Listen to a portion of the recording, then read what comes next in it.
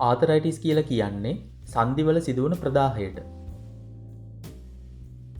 සන්ධි ප්‍රදාහය සිද්ධ වෙන්න පුළුවන් ආකාර ගණනාවක් තියෙනවා. ඒ අතරින් සමාජයේ බහුලව දැකගන්න පුළුවන් සන්ධි ප්‍රදාහ ආකාරයක් තමයි ඔස්ටියෝ ආතරයිටිස් කියලා කියන්නේ. ඔස්ටියෝ කියන වචනයෙන් අදහස් වෙන්නේ අස්තිවලට සම්බන්ධ කියන එක.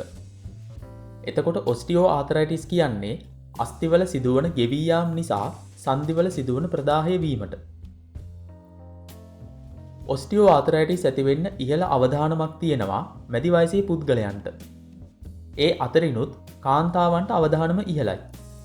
ඒ වගේම තමයි කාලයක් තිස්සේ තමන්ගේ සන්ධිවලට දරාගන්න බැරි මට්ටමේ බර වැඩ කරන පුද්ගලයන්ටත් ඔස්ටියෝ ආතරයිටිස් ඇතිවෙන්න පුළුවන්. ඔස්ටියෝ ආතරයිටිස් ඇතිවෙන්නේ කොහොමද? අපේ අස්තිවල කෙළවරවල් කාටිලේජ වලින් ආවරණය වෙලයි තියෙන්නේ. මේ කාටිලේජ වල කාර්යය තමයි සන්ධි චලනය වෙනකොට සුමටව චලනය වෙන්න ඉඩ සැලසීම. ඔස්ටියෝ ආතරයිටිස් වලදී සිද්ධ වෙන්නේ අපේ අස්ති රැකගන්න තියෙන කාටිලේජ ගෙවී යාම. කාටිලේජ වල ගෙවී යාමත් එක්ක අස්තිවල අග හානියට ලක් වෙලා ප්‍රදාහයට ලක්වීම සිද්ධ වෙනවා. මේ තත්ත්වය දිගින් දිගටම පැවතුනාම අස්ති අග ගැටිති ඇතිවීම සිද්ධ වෙනවා. කාටිලේජවල සිදුවන හානිය වගේම අස්ති අග සිදුවන හානිය සමග සන්ධිය දිගින් දිගටම කාර්යය කළාම සන්ධියේ අස්ති අතර අපිට දකින්න පුළුවන් ඉඩ ප්‍රමාණයත් අඩුවීම සිද්ධ වෙනවා. මේ සියලු සිදුවීම් වල බලපෑම් නිසා කලින් වගේ අපේ සන්ධි සුමටව චලනය කරන්න බැරි වෙනවා. ඔස්ටියෝ ආතරයිටිස් ඇඟේ ඕනම සන්ධියක ඇතිවෙන්න පුළුවන්.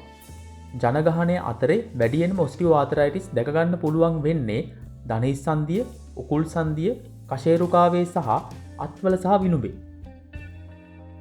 මේ විදිහට ඔස්ටියෝ ආතරයිටිස් නිසා සන්ධියක් ආබාධයට ලක් වුණාම සන්ධිවල චලනයන් සිදු කිරීමේදී ඇතිවන වේදනාව, සන්ධිය සහ සන්ධිය අවට ඉදිමීම, සන්ධියේ චලනයන් සිදු කළ හැකි පරාසයේ අඩුවීම සහ චලනයන් සිදු කිරීමේදී පොප් සහ ක්‍රැක් ශබ්ද පිටවීම සිදු වෙනවා.